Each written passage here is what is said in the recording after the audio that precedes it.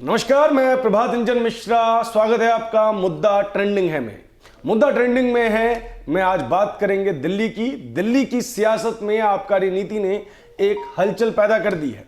आम आदमी पार्टी जो कि पंजाब को नशा मुक्त करवाने की बात करती है, वह दिल्ली में हर वार्ड में लगभग 3 ठेके खोलने के फिराक में है। ठेके खुलने शुरू भी हो चुके हैं।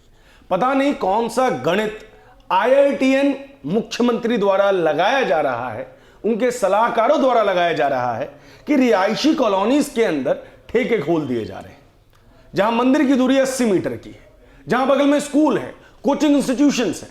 क्या सरकारों को यह बात समझ में नहीं आती कि शराब सिर्फ रेवेन्यू का सोर्स नहीं होता है, शराब अपराध का भी सोर्स होता है।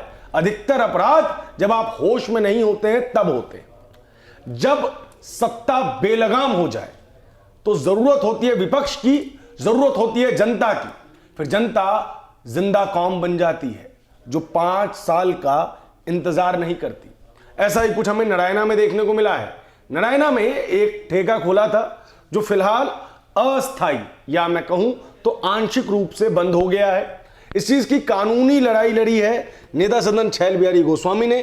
भारतीय जनता पार्टी का संगठन लगातार यहां पे कार्यरत था। उन्हें एक छोटी ही सही लेकिन जीत जरूर मिली है। छैल बिहारी जी, पहला सवाल जो मैं लगातार आपसे पूछता आ रहा हूं, क्या इस ठेके की वहां जरूरत थी? देखिए भाई साहब, बड़ा दुर्भाग्य है कि दिल्ली के अंदर एक ऐसी सरकार बैठी है जो संवेदनहीन हो चुकी है, जिसको आने वाली भविष्य की पीढ़ी की कतई कोई चिंता नहीं है। और बड़े अचंभे की बात है कि जो पार्टी, आम आदमी पार्टी, पंजाब में जाके आप नशाबंदी के नारे लगाते हैं, आप वहां कहते हैं कि नशा मुक्त कर देंगे, और यहाँ दिल्ली के अंदर सिर्फ और सिर्फ अपना रेवेन्यू बढ़ाने के लिए आप हर वार्ड में 3-3, 4-4 शराब के ठेके खोलने जा रहे हैं। और उसी कड़ी के अंदर नारायणा हमारे वार्ड के अंदर 104 नंबर वार्ड के अंदर एक ठेका खोला गया। उत्तरी दिल्ली नगर निगम के अंदर भाजपा का मैं कार्यकर्ता हूं, भाजपा के कार्यकर्ता बैठे हुए हैं। हमने वो ठेका सील कराया। और सील क्यों कराया? आपने सारे नियम, शर्त, कायदे, कानून सब ताक पे रख दिए।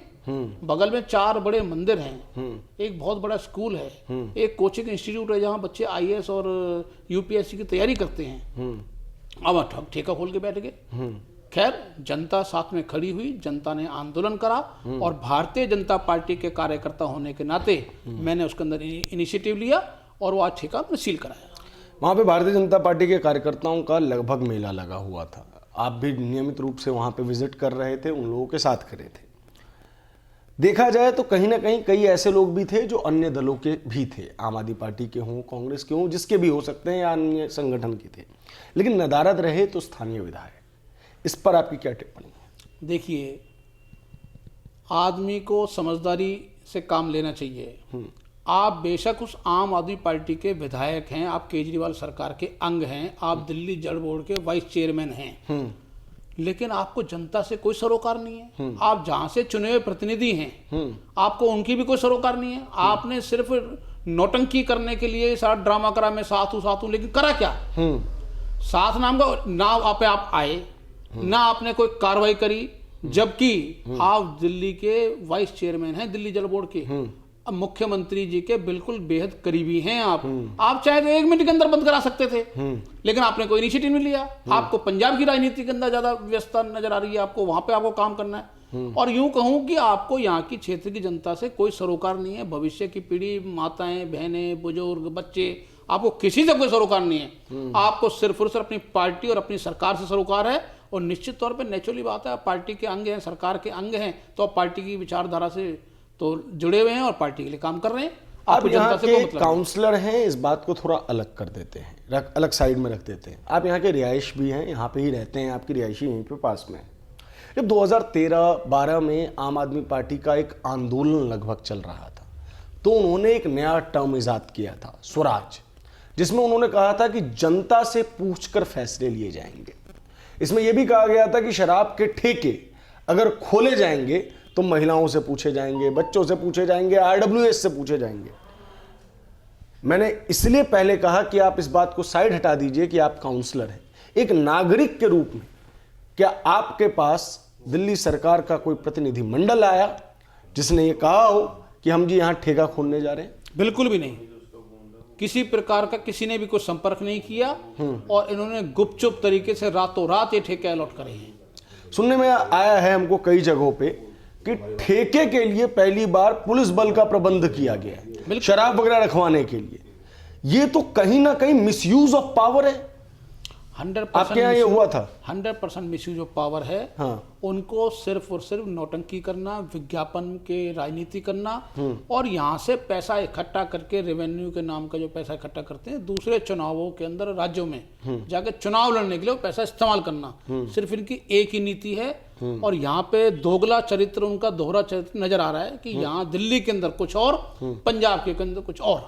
छलबिहारी जी, बहुत जगह प्रोटेस्ट हो रहे हैं। भारतीय जनता पार्टी कोशिश बहुत भले ही कर रही हो लेकिन उसका रिजल्ट नहीं आ रहा है। यहाँ पे रिजल्ट आया है। जहाँ रिजल्ट आता है वहाँ खुशी तो मिलती है। आंशिक जीत ही सही लेकिन जीत है। क्या प्रोसेस आपने अपनाया कि पहले आप ऑर्डर लेके आए सील करवाने के लिए कि हो जाएगा, फिर सील करवा भी दिया? क्या रहा ये पूरा प्रोसेस, उसको सिलसिलेवार तरीके से हमें बताइए। देखिए, मैं भारतीय जनता पार्टी का सिपाही हूँ। आदरणीय श्री आदेश गुप्ता जी हमारे प्रदेश के अध्यक्ष हैं। उन्होंने आह्वान किया है कि पूरी दिल्ली के अंदर जितने भी शराब के ठेके खुले हुए हैं उनके खिलाफ हम आंदोलन भी कर रहे हैं लगातार, और धरना भी दे रहे हैं, भूख हड़ताल भी कर रहे हैं, और जो भी हमसे बन पाएगा हम कर रहे हैं। और नगर निगम के अंदर उनके मार्गदर्शन में हम कार्य कर रहे हैं। तो नगर निगम के अंदर मैं जब बैठा हूँ नेता सदन के रूप में, और मैं अपने यहाँ क्षेत्र के अंदर किसी भी कीमत पे दिल्ली सरकार की गलत नीतियों का यहाँ पे लागू नहीं होने दूंगा। और मैंने पहले यहाँ सबसे पहले उसको वार्निंग दी। वार्निंग के बाद वो नहीं माना तो शो कॉज नोटिस इशू करा। शो कॉज 72 घंटे का टाइम होता है। उसके बाद भी वो नहीं माना, फिर सीलिंग का नोटिस इशू करा। सीलिंग के नोटिस का 72 घंटे का टाइम होता है। उसके बावजूद नहीं माना तो फिर मैंने वो सील कराया। और ये मैं आम नागरिक भी होता तब भी मैं इसी तरीके का आंदोलन करता, और मैं पहले करता आया हूँ। 33 साल से राजनीति कर रहा हूँ मैं। लेकिन मैं जनता के हित के लिए, जनता के कार्य के लिए, हमेशा समाज के काम के लिए आगे बढ़ चढ़ के रहा हूँ। डीडीए की नीतियों का भी यहाँ पे पूरी तरीके से उल्लंघन किया गया है। सुनने में आया है कि इस शराब के ठेकों को बनाने के लिए 2 या 3 दुकानों को मर्ज किया गया, तोड़फोड़ की गई। डीडीए द्वारा बनाया गया कॉम्प्लेक्स है ये। सरकार के सामने इतनी बड़ी चीज हो जाती है और कोई भी एक्शन नहीं लिया जाता है। ये तो बहुत ही बुरा है। ये खुलेआम नियमों का उल्लंघन किया गया है। विधायक जी दिल्ली सरकार के अंग हैं, उनके नाक के नीचे ये सारा कार्य हुआ है। लेकिन दुर्भाग्य है कि विधायक जी ने कोई कदम नहीं उठाया। विधायक जी की अपनी सरकार है, और सरकार नेचुरली बात है, सरकार के अंग है तो सरकार के खिलाफ कैसे जा सकते हैं वो उनको पंजाब की राजनीति ज्यादा पसंद है, यहाँ के लोगों के से कोई सरोकार नहीं है। छलबिहारी जी, ये क्या स्थायी रूप से बंद होगा? बिल्कुल। आज वो सील लगी हुई है, सील खुलवा के दिखा दे वो। लेकिन फिर भी वो लोग सील खुलवा के दिखा देना। नहीं, लोगों के कहने पे नहीं। हाँ। ये आंशिक रूप से नहीं है, ये परमानेंट बंद हो चुका है। मैं आपको खुली जानकारी दे रहा हूँ, आपके माध्यम से पूरी जनता को, नरेना की जनता को आश्वस्त कर रहा हूँ, किसी भी कीमत पे ठेका नहीं खुलने दूंगा। छलबिहारी ये बैठा हुआ है यहाँ पर। अगर यहाँ पे पार्षद ही बदल जाए तो? वो देखो ऐसा, वो फिर विषय पार्षद क्या, कौन आएगा पार्षद क्या होगा वो बाद के विषय। मैं यही कह रहा हूँ। फिलहाल जब तक मैं यहाँ बैठा हूँ, मैंने आपको यही कहा कि भारतीय जनता पार्टी का कार्यकर्ता निगम पार्षद के रूप में यहाँ जब तक बैठा हुआ है तब तक यहाँ ठेका नहीं खुलने देंगे।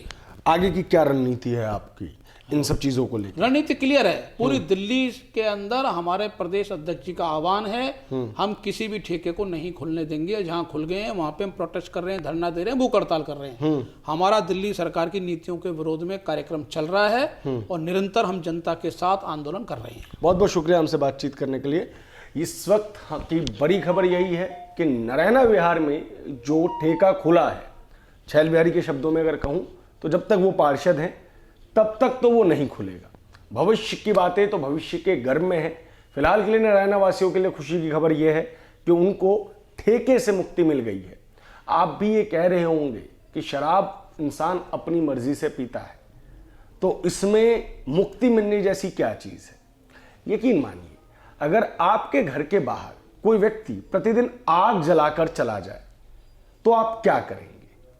आपको गुस्सा आएगा, आप उसे डांटेंगे, आप उसे भगाएंगे। लेकिन अगर आपका घर पूरब की ओर है, सुबह डेली सूरज उगे, तो आप क्या कर सकते हैं? आप कुछ नहीं कर सकते। एक चीज नेचुरल होती है, ये समस्या किसी के लिए प्राकृतिक रूप से जन्मी हुई हो सकती है, तो दूसरी चीज अप्राकृतिक है। शराब का ठेका एक अप्राकृतिक समस्या है जिसका सृजन किया जाता है और वही सृजन समाज के लिए विनाश का कार्य करता है। तो आपको ये समझना होगा और अपने जनप्रतिनिधियों से ये सवाल पूछना होगा, उन पर दबाव बनाना होगा कि जब आपको हमने चुना था तो आपको हमारी सुरक्षा के लिए चुना था, ना कि हमें बर्बाद करने के लिए। धन्यवाद।